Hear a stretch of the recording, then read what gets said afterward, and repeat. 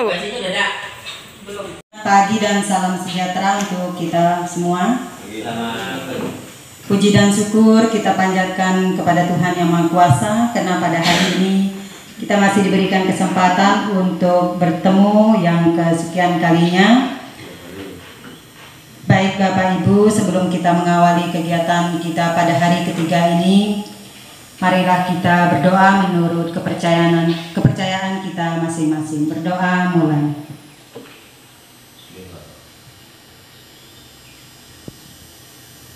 Berdoa selesai. Hari ini kita memasuki hari ketiga pelatihan implementasi pembelajaran tingkat satuan pendidikan yang masih diselenggarakan di SDN 17, yaitu kita selenggarakan dari tanggal 21 Juli sampai tanggal 29 Juli 2021. Jadi intinya Bapak Ibu, masih ada waktu beberapa hari lagi kita kegiatan. Tentu saja dalam kegiatan ini kita memerlukan kondisi badan yang sehat. Oleh sebab itu Bapak Ibu, kita harus tetap menjaga protokol kesehatan. Contohnya pada hari ini kita masih menggunakan masker.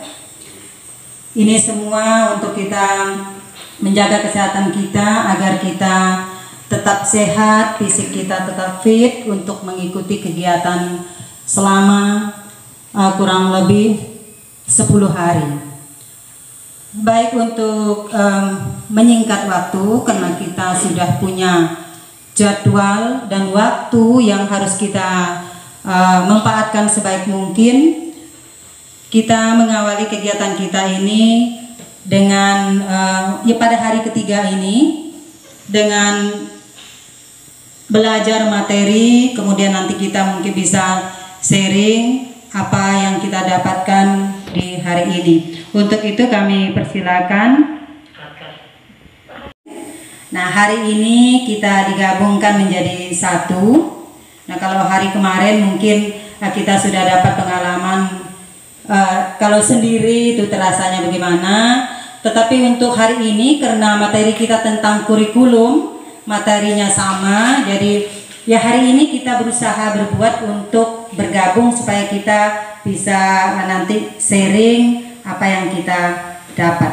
Jadi mungkin itu Bapak Ibu. Baik, untuk mempersingkat waktu kita lanjutkan dengan materinya. Bapak Ibu, pada hari kegiatan kita pada hari ketiga ini yaitu ada ruang kolaborasi. Tetapi karena kegiatan ini menuntut kita untuk melakukan analisis keterkaitan antara struktur kurikulum serta prinsip pembelajaran dan asesmen untuk mencapai profil pelajar yang diinginkan, maka hari ini kita digabungkan menjadi satu. Mengingat pada hari pertama dan kedua kita itu dalam satu ruangan, pesertanya hanya satu, jadi mungkin rasanya kurang seru dalam kegiatan. Hari ini kami sebagai pembimbing mengambil sikap atau mengambil kebijaksanaan untuk menggabungkan peserta menjadi satu ruangan. Ini diharapkan nanti supaya kegiatan ini nanti bisa bisa bermanfaat, bisa hidup lah intinya ya untuk kita semua. Mungkin ini yang bisa kami sampaikan dan kita lanjutkan kepada pemateri. Terima kasih atas kesempatan yang telah diberikan kepada saya. Dalam kesempatan pada pagi hari ini, saya sebagai pemateri yang akan menyampaikan materi tentang kerangka dasar kurikulum. Nah, di dalamnya ini terdapat ada beberapa poin, di antaranya yaitu yang pertama yaitu pendahuluan, yang kedua yaitu kerangka dasar kurikulum, yang ketiga profil pelajar Pancasila, yang keempat struktur kurikulum, dan yang terakhir yaitu prinsip pembelajaran dan asesmen. Baiklah, kepada Bapak Ibu, saya harapkan untuk pagi hari ini tetap semangat untuk mengikuti kegiatan yang akan dilaksanakan untuk 10 hari ke depan. Pertemuan hari kedua kemarin kita telah mempelajari tentang Merdeka Belajar. Nah, Bapak Ibu semua kemarin kan telah menonton video Merdeka Belajar. Sudah ya Bapak Ibu ya? Baik, sekarang saya ingin bertanya sedikit tentang materi yang telah ditonton Bapak Ibu semua. Nah, siapa yang mau menjawab nanti saya persilahkan. Nah, bagaimana menurut Bapak Ibu, apa itu sekolah yang merdeka menurut Bapak Ibu? Silakan, siapa yang bisa menjawab? Ya, silakan Ibu Lis, mau maju atau duduk di situ aja? Ya, silakan. Merdeka Belajar itu adalah suatu kemandirian lingkungan pendidikan untuk melakukan proses pembelajaran secara mandiri gitu. Iya, betul sekali ya Bapak Ibu ya. Apa yang dijelaskan atau dijawab oleh Ibu Lis itu sudah sangat tepat. Nah, baiklah. Tadi Ibu Lis sudah menjawab, yaitu apa Merdeka Belajar. Mungkin dari Bapak Ibu yang lain silahkan kalau mau menambahkannya, saya persilahkan. Oh iya Pak, silahkan. Kalau menurut saya yang dimaksud Merdeka Belajar dalam yang diinginkan oleh kegiatan kali ini mungkin seperti ini, Bu. Jadi intinya bahwa sang guru itu memberikan kebebasan yang sebebas-bebasnya kepada peserta didik untuk mereka mengembangkan potensinya masing-masing. Jadi misalnya seperti ini. Jadi tidak bisa anak kita paksa untuk bisa matematika atau pintar matematika. Anak tidak boleh dipaksa untuk pintar menyanyi dan sebagainya. Biarkan mereka berkembang sesuai dengan bakat mereka. Guru hanya memfasilitasi dan membimbing, sehingga nantinya begitu mereka sudah menemukan jati dirinya, baru guru mengarahkan akan kemana mereka untuk menempuh masa depannya. Mungkin itu maksudnya, Bu ya. Oh iya, baik. Berarti intinya begini ya Pak ya, Merdeka Belajar itu sekarang tergantung kepada karakter siswa masing-masing. Oke, kalau begitu ada lagi yang mau menambahkan Ibu Ma? Ya, sudah cukup. Baik, kalau begitu kita lanjutkan ke materi berikutnya, yaitu kerangka dasar kurikulum. Kepada Pak Latif saya persilakan. Dan kita lanjutkan ke materi, dan pada kesempatan ini saya mau menyampaikan untuk materi kerangka kurikulum. Jadi kerangka kurikulum ini ada banyak, diantaranya yaitu capaian pelatihan.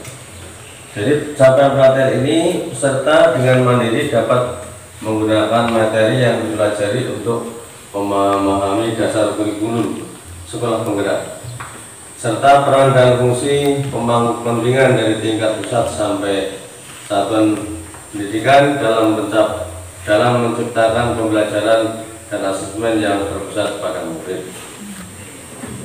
Jadi poin ini sangat penting kita tahu. Yang kedua, tujuan pembelajaran. Ada 9 tujuan pembelajaran untuk khususnya sekolah penggerak Bapak Ibu sekalian. Jadi kita jangan tegang dulu, mari kita relax, nggak usah kaku, walaupun ini pematerinya juga nggak kaku ya. Jadi Bapak Ibu, tapi nanti kalau pemateri kurang paham boleh kita ingatkan, karena ini kita sama-sama terus supaya sharing lah. Yang pertama, tujuan pembelajaran adalah peserta dapat memahami peran dan fungsi kurikulum dalam pembelajaran. Kemudian yang kedua, peserta dapat mengetahui struktur kurikulum sekolah penggerak dan SMK Pusat Keunggulan PAUD, SMP, SD, SMP, dan SMA. Karena kita sekarang beranjak lain dengan sekolah yang belum sekolah penggerak. Sekolah penggerak kelas 1 dan kelas 4 ini sudah pakai kurikulum sekolah penggerak. Jadi kita mau tidak mau dituntut untuk bisa belajar mengikuti sekolah-sekolah yang lain. Dari Sintang ada 9 sekolah penggerak, kita juga bisa ikut mengikuti mereka. Yang ketiga, peserta dapat menjelaskan apa yang dimaksud dengan profil belajar Pancasila. Kemudian yang keempat, peserta dapat menjelaskan dimensi profil belajar Pancasila. Nah, untuk lebih jelasnya Bapak Ibu nanti bisa melihat di materi, baik ada yang di file atau yang sudah di print. Jadi biar lebih biar lebih paham, malah nanti bisa untuk saling sharing dengan pematerinya. Mungkin ini yang bisa saya sampaikan, karena masih banyak. Kalau kita jelaskan semuanya, mungkin kita cukup waktunya di sini. Jadi Bapak Ibu boleh mempelajari selanjutnya atau bertanya kepada teman, sama-sama peserta supaya ada lebih paham. Demikian yang bisa saya sampaikan. Karena materi kita hari ini tentang kurikulum tadi sudah dijelaskan oleh Pak Latif, ada 9 poin tujuan pembelajaran kita hari ini, termasuk juga di situ ada tujuan yang keempat. Di situ ada peserta menjelaskan tentang dimensi profil pelajar Pancasila. Kemudian yang kelima ada itu peserta dapat menjelaskan kegunaan profil Pancasila. Mungkin ada yang sudah tahu tentang profil Pancasila? Ada yang mau bertanya? Karena tadi sudah dijelaskan oleh Pak Latif tentang topik pembelajaran modul pada hari ketiga ini, mungkin ada dari Bapak Ibu ingin ditanyakan? Saya, Bu. Agak baik Pak Hadi biar lebih jelas pakai mikrofon, Pak. Terima kasih kepada Ibu Sriyanti Dami. Saya ingin menanyakan di tujuan pembelajaran yang poin 3, Bu. Di situ kan peserta dapat menjelaskan apa yang dimaksud dengan profil pelajar Pancasila. Nah, yang masih rancu di benak kami ini peserta, sebenarnya profil pelajar Pancasila itu apa, seperti apa gitu, supaya nanti minimal setelah pelatihan ini kami pulang bisa sedikit mempelajari di rumah. Terima kasih, Bu. Baik Pak Hadi, pertanyaannya bagus sekali. Di sini kami menjawab bukan berarti kami bisa dan tahu, tetapi karena kami kemarin sudah mendapatkan pelatihan lebih dulu, ya sedikit banyak kami tahu lah gitu ya Pak Ngat. Tapi ini mohon maaf Pak Ngat, saya belajar HP, malah udah tua jadi hafalnya itu masih sulit. Baik, yang pertama itu tentang profil Pancasila itu adalah beriman, bertakwa kepada Tuhan Yang Maha Esa, berakhlak mulia. Itu yang pertama. Kemudian kita lihat yang kedua. Yang kedua yaitu berkebenekaan global. Lalu yang ketiga bergotong royong. Keempat kreatif. Kelima bernalar kritis. Yang keenam mandiri. Jadi ini sudah ada gambarnya Bapak Ibu. Kalau bertakwa itu nanti gambar tangan, Bapak Ibu nanti bisa lihat di filenya ya. Ini kebetulan saya juga punya yang sudah dibuat tribun ya Pak namanya. Saya juga belum paham.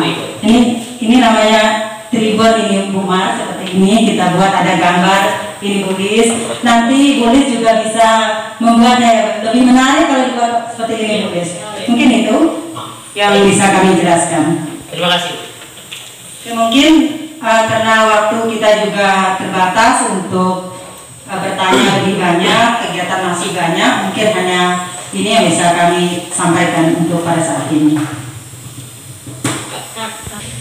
Baik Bapak Ibu, setelah kita mendapatkan materi tadi, sekarang adalah kesempatan kita untuk kolaborasi.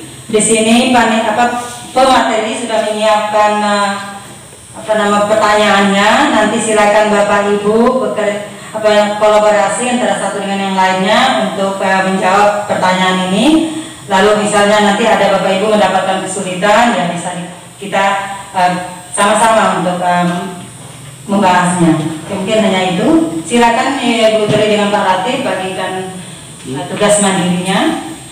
Nah, tugas mandiri ini Bapak Ibu nanti bisa kalau menjawabnya bisa minta pendapat teman. Mungkin ada yang lebih bisa, ya, tapi jangan juga kita hanya mengharapkan satu teman. Ya, sama-sama lah untuk mengerjakannya.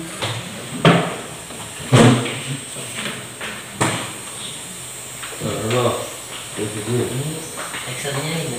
Terus jangan potongnya. Boleh duduk, Pak. Santai ya Bapak Ibu. Jadi apa yang kita dapatkan dari materi itulah yang kita isi di sini. Tri, agak mundur Tri. Kurikulum operasional seluruh berarti untuk perbaikannya Untuk perbaikan guru dan ya, siapa yang terlibat dalam kurikulum operasional? Berarti yang terlibat satuan pendidikan,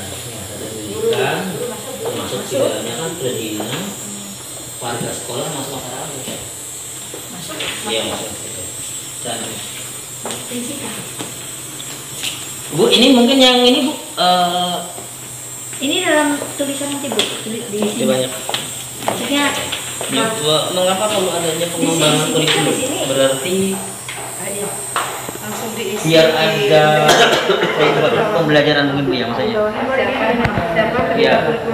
Nanti kan bisa ditulis komite, kepala sekolah, masyarakat, orang tua murid khususnya, yaitu pengusaha-pengusaha. Iya, di bawah boleh itu.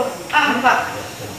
Masyarakat, komite. Tadi kan kurang namanya belum ada. Nanti kita nama masing-masing. Berarti nanti ini setelah kami diskusi ini hasilnya kita serahkan perorangan. Perorangan. Kalau Pak Nadi kan nanti pembimbingnya ke saya, ke pembimbingnya Pak Latif, Bu Lis, pembimbingnya.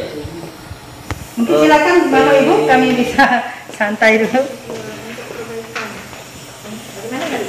Selesai.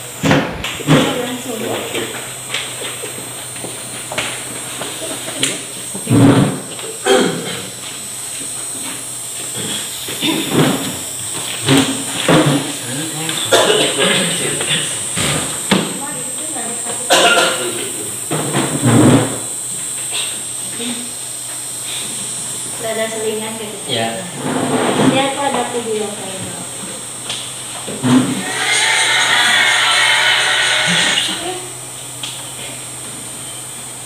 Punya Bu Mar udah selesai biar di itu foto Bu.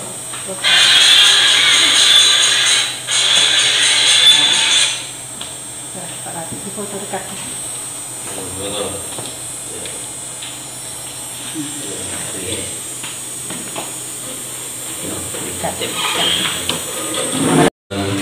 Alhamdulillah kegiatan dari mulai pagi hingga jam 4 sore ini alhamdulillah tidak ada halangan cuaca apapun dan tugas-tugas sudah dikumpulkan oleh para peserta sehingga kita nanti akan bertemu di hari yang keempat besok untuk menutup kegiatan pada sore hari ini. Ulang ya, untuk menutup kegiatan pada sore hari ini. Marilah kita sama-sama berdoa, mudah-mudahan kita semua masih dikasih kesehatan, walafiat, kesehatan rohani sampai ketemu di session berikut besok pagi. Untuk itu marilah kita berdoa menurut agama dan kepercayaan masing-masing. Berdoa mulai.